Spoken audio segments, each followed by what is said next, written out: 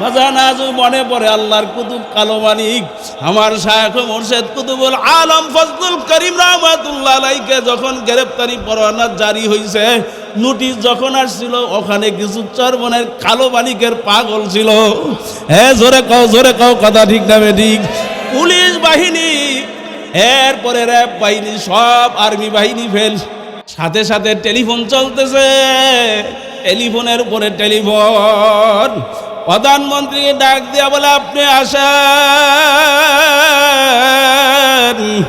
ও যার বিরুদ্ধে গ্রেফতারি পরোয়ানা, যাকে হ্যান্ডকাপ লাগাইতে বলছেন, যাকে গ্রেফতার করার জন্য বলছেন, ওর মুরিদের যদি এই অবস্থা হয় তাহলে ওই পাগলের কি অবস্থা? চিশতিয়া সাবরিয়া তরিকার উজ্জ্বল এক নক্ষত্র, গঙ্গুহি তরিকার এক উজ্জ্বল এক রত্ন হযরত পীর সাহেব হুজুর চরমনাই দামাত বারাকাতুহুম, ঠিক কিনা বলেন? এই তরিকতের সিলসিলা নবী মুহাম্মদ রাসূলুল্লাহ সাল্লাল্লাহু আলাইহি ওয়াসাল্লাম থেকে অদ্যাবধি পর্যন্ত এই সিলসিলা চলতেছে, কিয়ামত পর্যন্ত চলতে থাকবে, ঠিক কিনা বলেন? আমার তরিকতের ভাইদেরকে বলবো, মাগরিবের নামাজে প্রায় বিশাল মসজিদটা প্রায় ভরে গেছে। আমার তরিকতের ভাইয়েরা কোথায়? আমার শায়খ মুর্শিদ কুতুবুল আলম সৈয়দ ফজলুল করিম রহমাতুল্লাহি আলাইহি বলতেন, দ্বীনি মজলিসের শুরু থেকে শেষ পর্যন্ত থেকে আখিরি মোনাজাত দিয়ে কেউ যখন বাড়ি যায়, তার আমলনামার ভিতরে 50 লক্ষ নেকির কম জমা হইতে পারে না। এটা আমার শায়খ মুর্শিদ রহমাতুল্লাহি আলাইহি বলতেন। কথাটা কি সত্য না মিথ্যা বলছেন? আমরা যারা তরিকতের ভাইয়েরা আছি, আমার শায়খ মুর্শিদ রহমাতুল্লাহের জবানে শোনার পর থেকে এখনো পর্যন্ত শায়েখ দয়েরা বলেন, এরপরে এটার প্রতি তেমন গুরুত্ব দেখা যায় না। কথা ঠিক না ঠিক? এই চায়ের দোকানে, রাস্তাঘাটে গল্প গুজবে দেখেন, আমরা এই তরিকতের পথে উঠলাম কেন? আমরা শায়খ মুর্শিদের কাছে গেলাম কেন? এটা অন্তত পক্ষে এতটুকু চিন্তা করা দরকার, এটা নিয়ে একটু ভাবা দরকার। আমরা শায়েখে কামেলের কাছে গেলাম কেন? আমরা শায়েখে কামেল ধরেছি কেন? বোঝা দরকার আছে না? অনেকে তো মনে করে, আমি তাদের উদ্দেশ্যে বলবো, অনেকেই মনে করে আলেম বড় হলে ওনার মূল্যায়ন বেশি হয়। আমি অনেক সময় উদাহরণ দিয়ে বলি, উকিলের মধ্যেও দেখবেন কেউ কুদরতি উকিল হয়,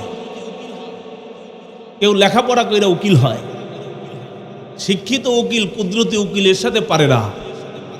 কথা ঠিক না ঠিক? আমার শায়েখ ছোট আলেমরা যারা মনে করে, আমি তাদেরকে স্মরণ করে দিয়ে একটা কথা বলতে চাই। আজকে যিনি মধ্যমণি আমার শায়েখ মুর্শিদ, আমি তো বাংলার জিন্দা শাহজালাল বলি, বাংলার মুসলমানের জন্য নিয়ামত মনে করি। অনেকেই হয়তো আমরা তাকে চিনতে পারিনি। আমি তাদের উদ্দেশ্য করে বলতে চাই, হাজী সাহেব হুজুরের তরিকা, হাজী আমদাদুল্লাহ মুহাজির মক্কি রহমাতুল্লাহি আলাইহি, তিনি কে ছিলেন? তিনার যোগ্যতা কেমন ছিল? তিনি কি বড় আলেম ছিলেন, টাইটেল পাস ছিলেন? তিনি কি দাওরায়ে হাদিস পাস ছিলেন? তিনি কি মুফতি ছিলেন? কিন্তু যাকে সংক্ষেপে বাংলায় বলা হয়, সহজে বলা হয়, মুফতিদের বাবা ছিলেন। ঠিক কিনা বলেন? সামান্য লেখাপড়া করেছেন, কিন্তু উনি শায়েখে কামেল ছিলেন, নফসের ডাক্তার ছিলেন, নফসের একজন ভালো চিকিৎসক ছিলেন। হাকিমুল উম্মত মুজাদ্দিদে মিল্লাত আশরাফ আলী থানভী রহমাতুল্লাহি আলাইহি কত বড় আলেম ছিল হাকিমুল উম্মাত থানভী রহমাতুল্লাহ আলাইহি, আপনারা শুনেছেন। আমার সময় কম, আমি সংক্ষেপে একটু ধারণা দেব। হাকিমুল উম্মাত থানভী রহমাতুল্লাহি আলাইহির মতো ব্যক্তি হাজী সাহেবের সোহবতে, রশিদ আহমদ গঙ্গী রহমাতুল্লাহ আলাইহির সোহবতে গেলেন। অনেকেই জিজ্ঞেস করতো, আপনি এত বড় আলেম হয়ে একজন ছোটখাটো আলেমের কাছে আপনি যান কেন? তিনি বলেছিলেন, তোমাদেরকে কি বুঝাবো। উনি এমন একজন শাইখে কামেল, আমি আমার কুতুববিনী লেখাপড়ার ফাঁকে আমি যতটুকু সময় পাই অতটুকু সময় শাইখে কামেল দুই কুতুব হাজী আমদাদুল্লাহ মুহাজিরে মক্কি রহমাতুল্লাহি আলাইহি, কুতুবুল আলম রশিদ আহমদ গঙ্গী রহমাতুল্লাহি আলাইহি, এই দুই কুতুবের সোহবতে পড়ে থাকার কারণে আমার কি লাভটা হয়েছে শোনো। আমার এলেমের মধ্যে আমার মাওলা এমন বরকত দান করেছেন, আমি যদি কিয়ামত পর্যন্ত কিতাব লিখি এলেমের বরকত পুরাবে না, শেষ হবে না। ওলামাই কেরাম বলতো যে আপনি হযরত কি কিতাব লেখেন, আমরা আলেম হয়ে আপনার কিতাব বুঝতে কষ্ট হয়।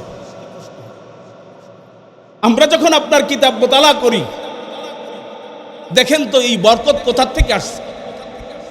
খুব ভালো করে বোঝা দরকার। যারা তরিকতের পথে আছেন, আমি ভাইদেরকে, তরিকতের ভাইদেরকে বলবো, আপনি কেমন শায়েখ পেয়েছেন, আজকে কে আসতেছেন এখানে, আমি তাকেই চিনি না। রশিদ আহমদ গঙ্গী রহমাতুল্লাহ আলাইহিকে জিজ্ঞেস করা হয়েছিল, ওলামা সমাজ, সাধারণ পাবলিক নয়, ওলামাই কেরাম, হযরত যার ফতুয়ায়ে রশিদিয়ার মতো একটা কিতাব যার হাতে লেখা, সেই রশিদ আহমদ গঙ্গী রহমাতুল্লাহি আলাইহি, তাকে ওলামাই কেরাম জিজ্ঞেস করেছিল, হযরত আপনি একজন মুরুক্ষের কাছে, সামান্য একটু পরিন্যার কাছে, হাজী সাহেবের কাছে কি পাইছেন? দেখো, আমি তো একজন চক্ষুওয়ালা মানুষ, আমি তো একজন জাননেওয়ালা, বুঝনেওয়ালা। আল্লাহ আমাকেও মোটামুটি ভালো জ্ঞান দিয়েছেন। আমি যতটুকু জ্ঞান কোরআন হাদিস ফিকহ শাস্ত্রের মাধ্যমে যতটুকু জ্ঞান আল্লাহ পাক আমাকে দিয়েছেন, আমি যতটুকু বুঝতে পেরেছি, আমি ততটুকু দিয়ে তিনাকে পরীক্ষা করেছি। কিন্তু তিনি তো আলেম না, আলেম ছাড়া জবাব দিতে পারবে না। অনেক প্রশ্নও রেখেছিলাম, কিন্তু রাখার পরে আমি যেটা দেখেছি, উনি চক্ষু দুটা বন্ধ করে দিয়েছেন। চক্ষু বন্ধ করে তিনি মাথা নিচে ঝুঁকিয়ে দিয়েছেন। এই যে মোরাকাবা, তরিকতের ভাইয়েরা আমরা মোরাকাবা করি, আমার শায়েখ মুর্শিদ মোরাকাবার সবক দেন না, দেয় না? আরো জোরে বলেন, মোরাকাবা কি? আমরা তরিকতের পথে আছি, মোরাকাবাও বুঝি না, মোরাকাবার ফায়দাও অর্জন করতে পারি না। রশিদ আহমদ গঙ্গী রহমাতুল্লাহ আলাইহি বলেন, আমি তাকাইয়া দেখি উনি চোখ বন্ধ করেছেন, মাথা নিচে দিয়েছেন, আর আমাকে জবাবগুলো তিনি এত সুন্দর করে দিয়েছেন, আমি তো আশ্চর্য হয়ে গেছি, এটা কিভাবে সম্ভব? হাজী সাহেবকে আমি এক পর্যায়ে জিজ্ঞেস করেছি, রশিদ আহমদ গঙ্গী রহমাতুল্লাহ আলাইহি বলেন, ভালো করে বুঝবেন, যে আমি জিজ্ঞেস করেছি, হযরত জি আপনি কিভাবে জবাব দিলেন? রশিদ আহমদ গঙ্গী রহমাতুল্লাহ আলাইহিকে হাজী সাহেব হুজুর রহমাতুল্লাহি আলাইহি ডাক দিয়ে বলতেছেন, বাবা তুমি তো বড় আলেম, তুমি তো জাননেওয়ালা, তোমার তো অনেক কিছু জানা আছে, কিন্তু আমার সেই আলেমের জ্ঞান আমার নয়। কিন্তু আমার কাছে একটা জিনিস বড় আপন, তিনি আমার মাওলা। তিনি কে? আরো জোরে বলেন, তিনি কে? রশিদ আহমদ গঙ্গী রহমাতুল্লাহ আলাইহি বাজান ডাক দিয়া বললেন, হাজী সাহেব হুজুর রহমাতুল্লাহ আলাইহি আমাকে বললেন, বাবা রশিদ আহমদ মাওলানা, আমার মালিক বড় আপন। যখন তুমি প্রশ্ন করলা, আমি আমার মাওলার দিকে মোতাওয়াজ্জু হয়ে গেলাম। আমি যখন আমার মালিকের দিকে ফিরে গেলাম, আমি তাকে দেখি জমানার ইমাম বুখারী আমার সামনে হাজির। আমি তাকে দেখি ইমাম বুখারী আমার সামনে হাজির। আমার সামনে দেখি ইমাম আবু হানিফা হাজির, আমি তাদের থেকে যাই না তারপরে তোমার প্রশ্নের জবাব দান করলাম। সবাই আসতে কোন সুবহানাল্লাহ। আপন কাকে বানাবো জোরে বলেন। হে তরিকতের ভাইরা, তরিকতের ভাইদেরকে বলবো যারা আমরা তরিকতের পথে আছি, আমি আমার শায়েখের কথা মানতে পারি না।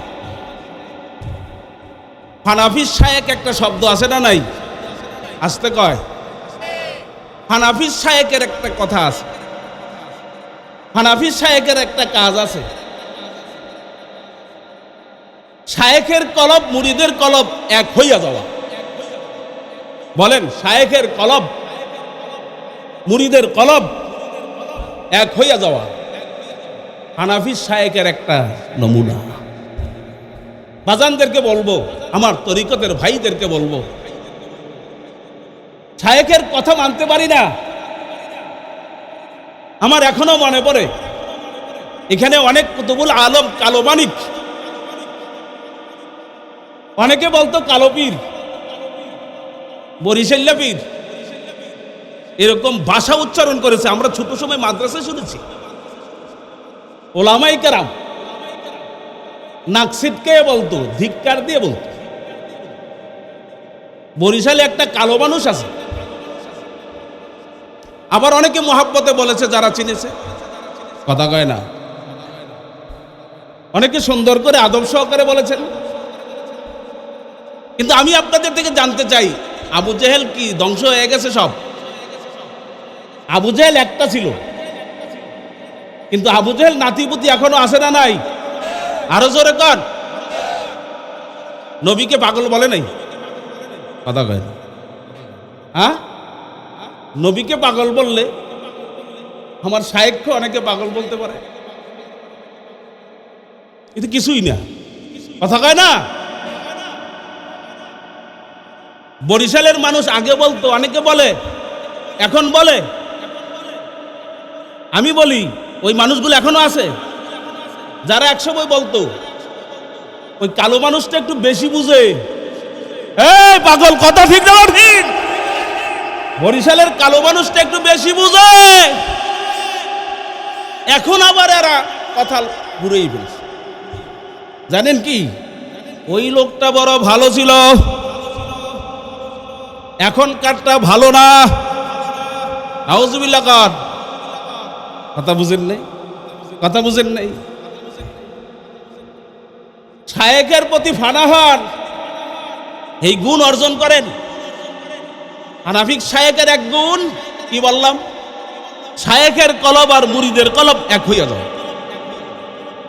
আপনারা শুনেছেন এখানে অনেক কালো মানিকের পাগল আছেন। চারমানার দাদা হুজুর ইসাক রহমাতুল্লাহি আলাইহি, তিনি ফরিদপুরে মাহফিল করতেছিলেন। গাবিও একটা গাছের পাশে, মানে গাছের ভিতরে বাঁধা ছিল। ডাক দিয়ে বলছেন আফসোস সহকারে, হে গরু এদিকে আয়। গরু রশি ছিঁড়ে স্টেজের সামনে চলে এসছে। আল্লাহর নবীকে আবু জেহেল পাগল বলছে, কিন্তু খেজুর পাতা বাতাস করছে। কথা কয়। পাহাড় কান্না করেছেন, উহুদ কাঁদছেন। নবীকে দেখতে না পেয়ে উহুদ কান্না করতেন। পাহাড় চিনেছে। আশেক যারা হয়, পাগল যারা হয়, এদেরকে অনেক কিছুতে চিনে, কিন্তু কিছু আবু জেহেল বারকা পশুগুলা চিনে না। কথা ঠিক না? ঠিক। কুতুবুল আলম সৈয়দ ফজলুল করিম রহমাতুল্লাহি আলাইহি, আমার শায়েখ ও মুর্শিদ শায়েখ রহমাতুল্লাহ 2006 সনে দুনিয়ার থেকে বিদায় হয়েছেন। আমি 1990 সন থেকে ছাত্র জমানায় যখন উর্দু জামাতে পড়ি, আব্বার সঙ্গে যাই। 2004-এ দাওরা ফারেক করেছি। এরপরও শায়েখ রহমাতুল্লাহ লাগে 2 বছর পেয়েছি। বাজান, কালো মানুষটাকেও আমার এখনো মনে পড়ে। অনেকে ওনার নাম জানেন, এক কথাই বললে অনেকে চিনবেন। কুমিল্লার পিসাবুজুর রহমাতুল্লাহ আলাইহি, মাওলানা ফজলুর রহমান সাহেব রহমাতুল্লাহ আলাইহি। নাম মনে আছে কার কার? হাত উঠানতে দেখি। ফজলুর রহমান সাহেব কুমিল্লার পীর সাহেব হুজুর রহমাতুল্লাহ আলাইহি, আলহামদুলিল্লাহ অনেকেই তো আছে, অধিকাংশ। কুমিল্লার পীর সাহেব হুজুর রহমাতুল্লাহি আলাইহি তিনি বলেন, তার থেকে জবান থেকে শুনে আমার মাদ্রাসায় দাওয়াত করেছিলাম 2009-এ। শেষ মাহফিল ছিল আমার মাদ্রাসায় নারায়ণগঞ্জে। কুমিল্লার পীর সাহেব হুজুর রহমাতুল্লাহ আলাইহি বললেন, কি মানুষ হারাইছে, কেমন শায়েখ আমরা হারিয়েছি।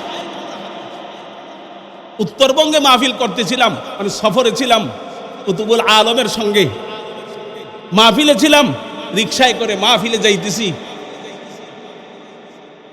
কতগুলো মহিষ ছিলেন তো, মহিষ উল্টা দিকে ছিল, আমরা যেদিকে যাইতেছিলাম মহিষগুলো ছিল তার উল্টা দিকে।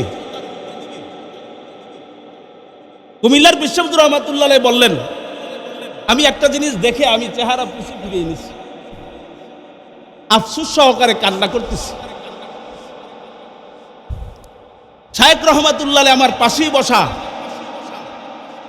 শায়েখ রহমাতুল্লাহ আলাইহি আমাকে বলে, মাওলানা ওদিকে কি দেখেন?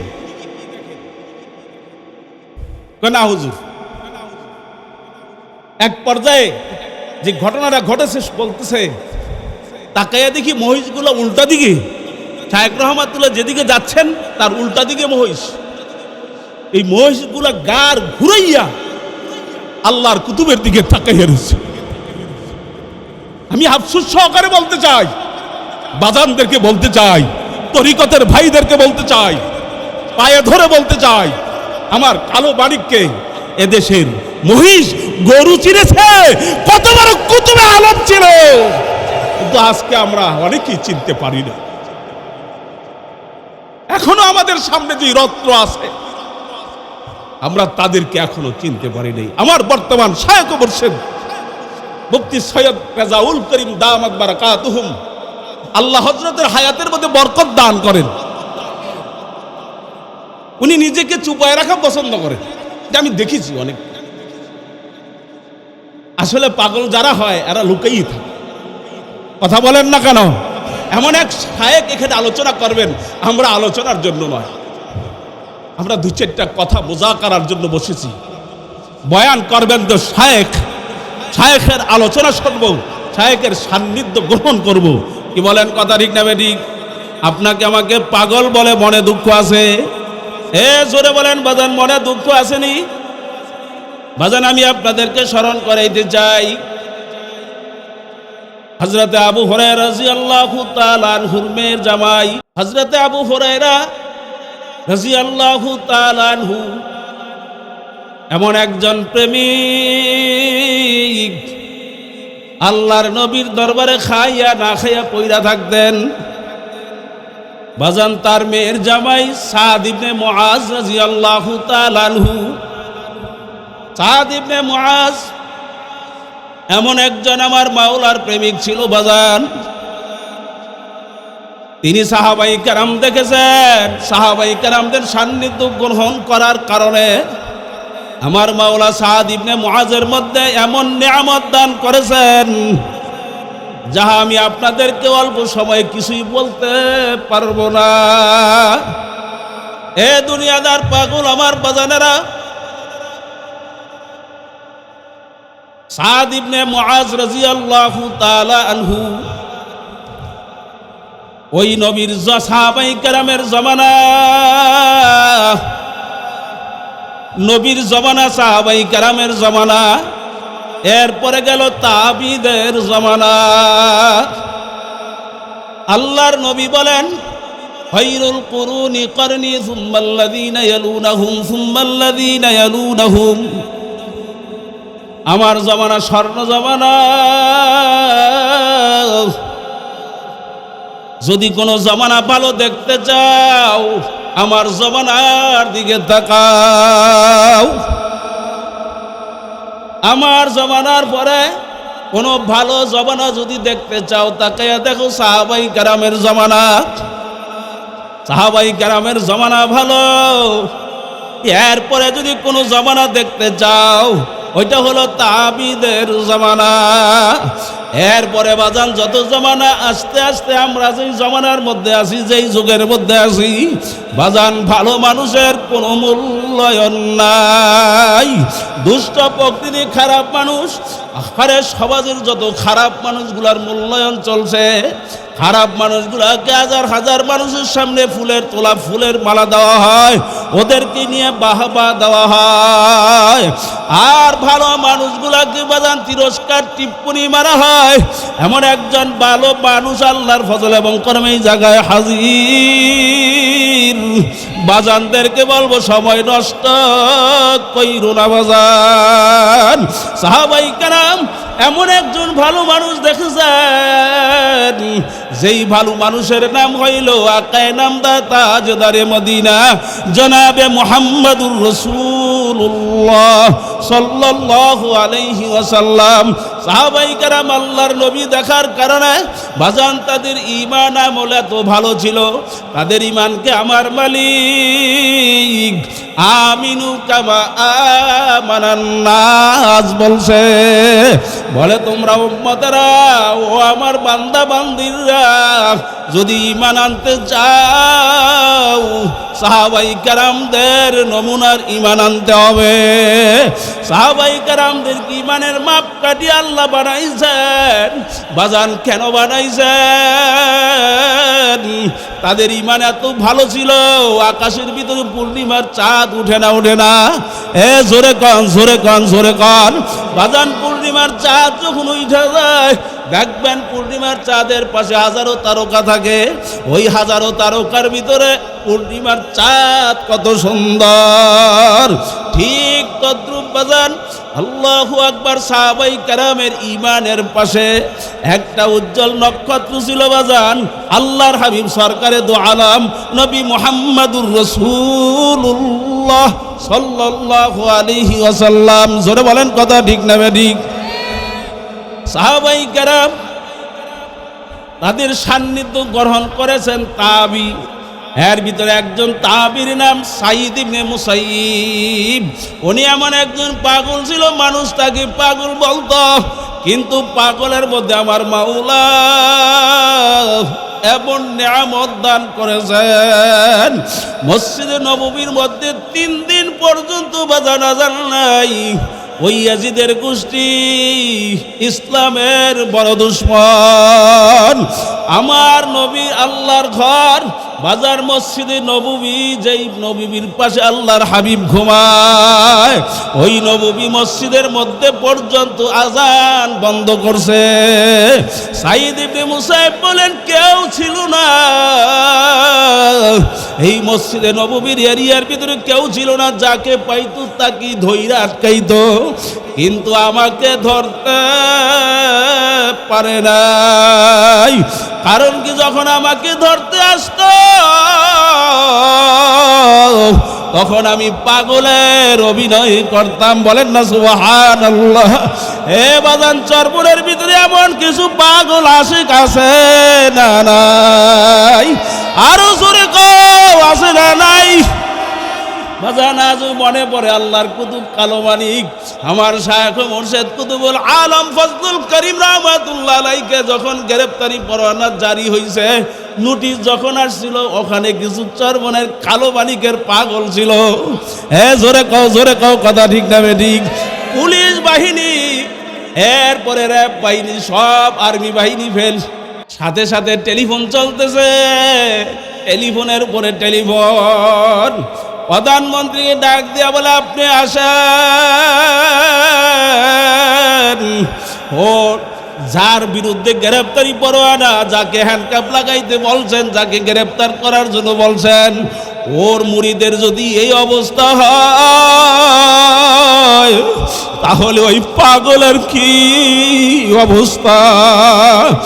এ বাজার, সাঈদ ইবনে মুসাইয়িব বলেন আমি এমন ভাবে পাগলামি করতাম, ওরা পাগল বইলা ছাইরা দিত, কিন্তু মসজিদে নববীর ভিতরে 3 দিন পর্যন্ত আযান নাই। কিন্তু আমি একা ছিলাম। আমার মাওলার বড় ভয়। ময়দানে মাহশারে হাসরের দিন আমার মালিক যদি আমাকে জিজ্ঞাসা করে, সাঈদ ইবনে মুসাইব, তুই না আমার পাগল ছিলি, তুই কেন আমার ঘর ছাড়লি?